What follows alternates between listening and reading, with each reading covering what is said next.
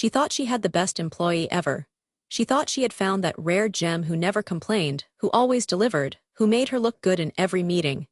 She trusted him completely. She promoted him 4 times in 3 years.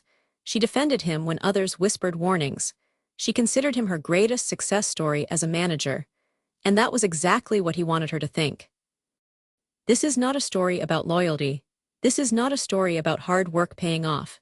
This is a story about calculated patience, about a man who played the long game so perfectly that his boss never saw the trap closing around her until it was too late.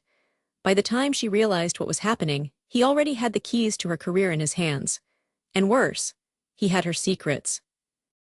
The employee we are talking about today was not a genius. He was not exceptionally skilled. He was not even particularly likable in the conventional sense. What he was deeply strategic. He understood something that most people never fully grasp about workplace dynamics. He understood that power is not given based on merit. Power is given based on trust.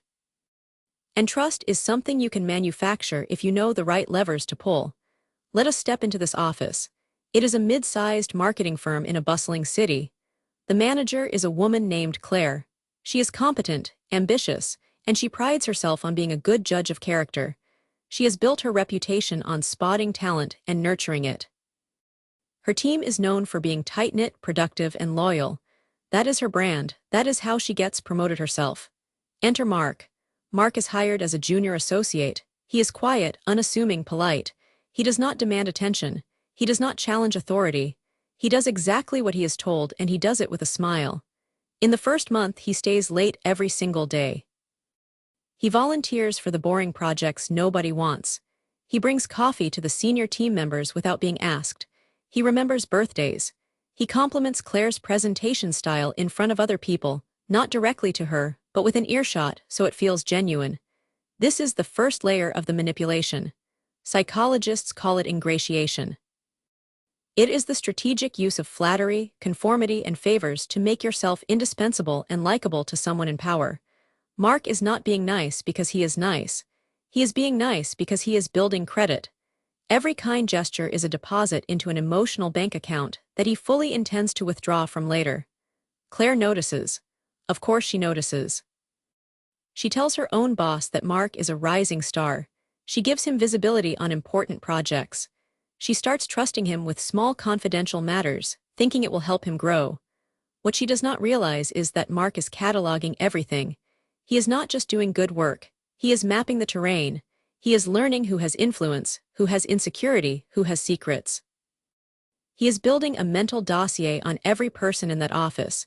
And here is where the manipulation deepens. Mark does not ask for a promotion.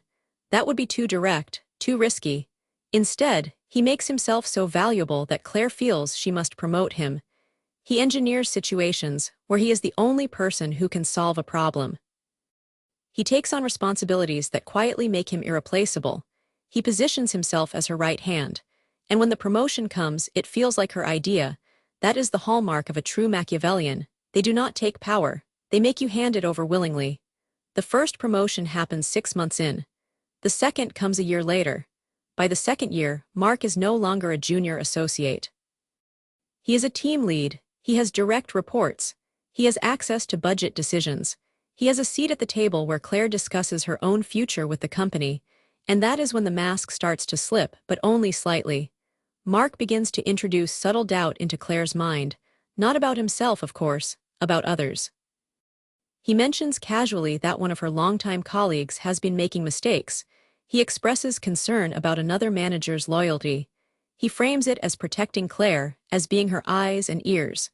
This is called covert aggression. It is not overt. It is not confrontational. It is the slow poisoning of perception. Claire starts to see her colleagues differently. The seed of suspicion that Mark plants grows over time. She distances herself from people who were once allies. She becomes more reliant on Mark's judgment. She does not realize that she is being isolated. But that is exactly the goal. A manipulated person is a person who has been cut off from alternative information sources. When everyone else is discredited, the manipulator becomes the only voice that matters. By the 3rd year, Mark has consolidated significant power. He has his own loyal followers within the team, people who owe him favors, people who are afraid of him, people who believe he is the real leader. Claire still believes she is in control, but she is not. Mark has been grooming her for a specific moment, a moment when he would need to cash in all those deposits. That moment comes when Claire is considered for a major promotion, a vice president role. It is the biggest opportunity of her career. She has worked for it for years, but the company has a rigorous vetting process. They check references, they review performance, they interview peers. And somewhere in that process, an anonymous concern is raised about Claire's management style. Nothing serious, just a whisper, but a whisper is enough to slow things down. Claire is devastated. She does not know who betrayed her. She confides in Mark because he is the only person she trusts completely. She tells him everything: her frustration, her fears, her past mistakes. The time she mishandled a budget issue, the time she covered for an underperforming employee she was close to. She vents emotionally, thinking she is speaking to a loyal friend. Mark listens. He nods. He offers sympathy. And then he files every single piece of information away, because he was not just her confidant. He was the one who made that anonymous call. He planted the doubt deliberately, knowing she would run to him for comfort. He engineered the crisis so he could be the solution. A week later, Mark asks Claire for a private meeting. He closes the door. He sits down across from her, and he tells her calmly that he needs a promotion to senior director. If she does not approve it, he will share the information she told him with HR. He will also share evidence that she knew about a subordinate's inappropriate behavior and did nothing. He will make sure that vice president role disappears forever. Claire is stunned. She cannot speak. The man she built up, the man she defended, the man she trusted with her career, is now holding a knife to her throat. And he is not angry. He is not emotional. He is ice cold. He tells her that he has prepared documentation for months. He has emails. He has recordings of conversations. He has testimonies from team members who will say whatever he asks them to say. He has built a case against her so thorough that she cannot fight it. This is the climax of the manipulation. And it is a textbook example of how Machiavellians operate in corporate environments. They do not attack from the outside. They infiltrate, they charm, they climb, and then they turn the very system that elevated them into a weapon. Mark has no loyalty to Claire. He never did. She was never a mentor to him. She was a vehicle, and now that vehicle has served its purpose. But this story does not end with Mark winning, because Claire, for all her blindness, was not naive. She was deceived, yes, but she was also a fighter, and she had one thing Mark did not account for. She had a backup plan that she never told anyone about. You see, after that anonymous whisper derailed her promotion, Claire began to feel something was off. She could not prove it, but her gut told her that someone close to her was playing a game, so she did something smart. She started recording every one-on-one meeting she had, not with a hidden device but using a simple voice memo app on her phone. She did it legally, in a jurisdiction where one-party consent is allowed for recording conversations. She did not even know if she would ever use it, but she had a nagging feeling that she needed protection. The meeting where Mark blackmailed her, she recorded it. Every word, his calm threats, the admission that he had manipulated the vetting process, the confession that he had been collecting dirt on her for years, it was all there, captured in clear audio. Claire did not react in the meeting. She did not show her hand. She told Mark she needed time to think.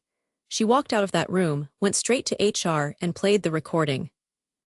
Within 48 hours, Mark was suspended pending investigation. Within 2 weeks he was fired. His reputation, carefully built over 3 years, collapsed in a matter of days. The people he had manipulated turned on him. The documentation he had prepared became irrelevant because the recording proved extortion. Claire got her promotion, but she learned a lesson she will never forget. Trust is not something you give freely. Trust is something you verify.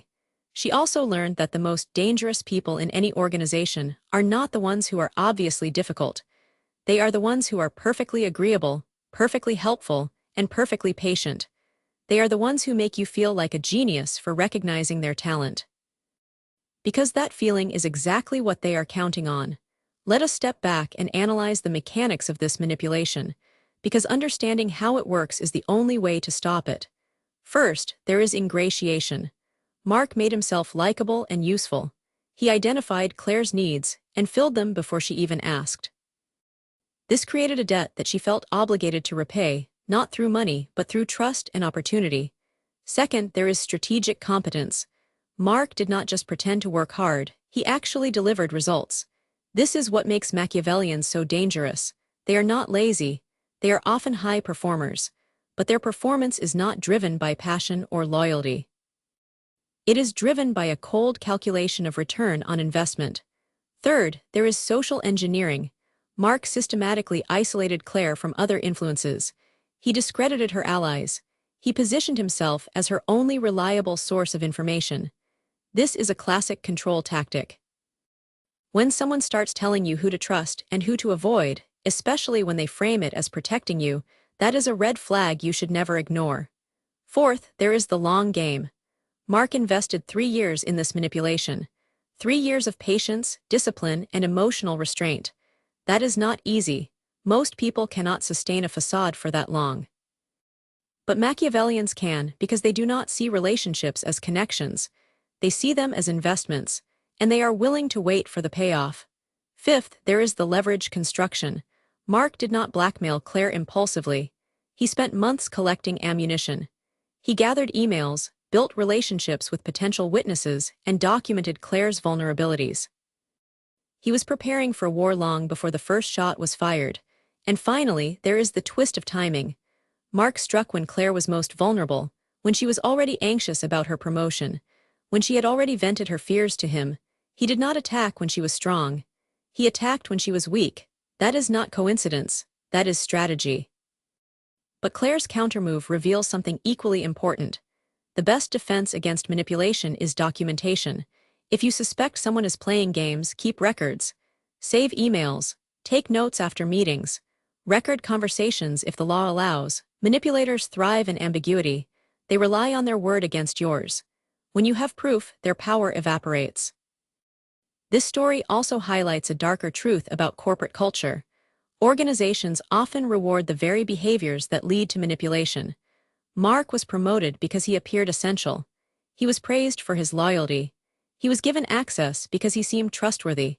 The system did not detect his Machiavellian traits because the system is designed to reward results, not character. There is a concept in psychology called the dark triad. It includes narcissism, psychopathy, and Machiavellianism.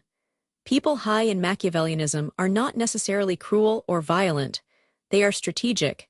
They see social interactions as games to be won. They are charming when it serves them. They are ruthless when it is necessary. And they are almost impossible to spot unless you know what to look for. So what should you look for? Watch for people who are too agreeable. Watch for those who seem to have no flaws, no bad days, no personal opinions.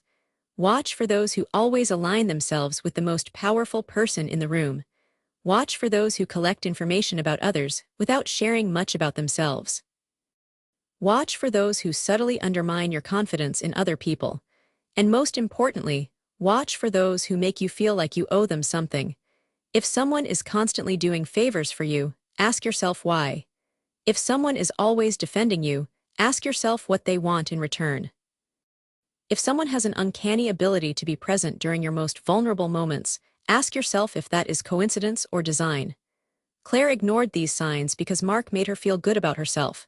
He made her feel like a great leader, a great mentor, a great judge of talent. And that is the most dangerous drug of all, the ego. Manipulators do not attack your ego, they feed it.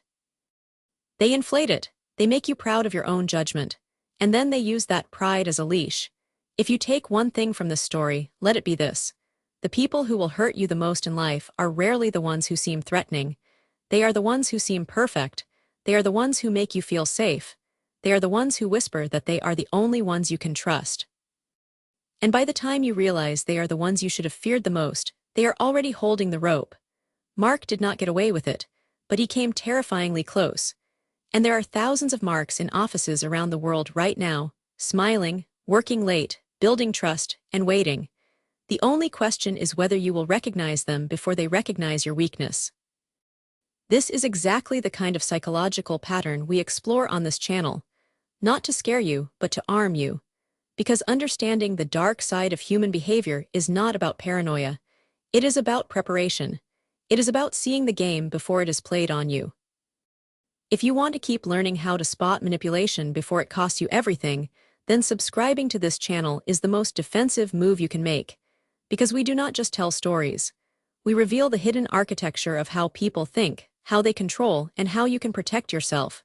Hit subscribe. Stay aware, stay ahead.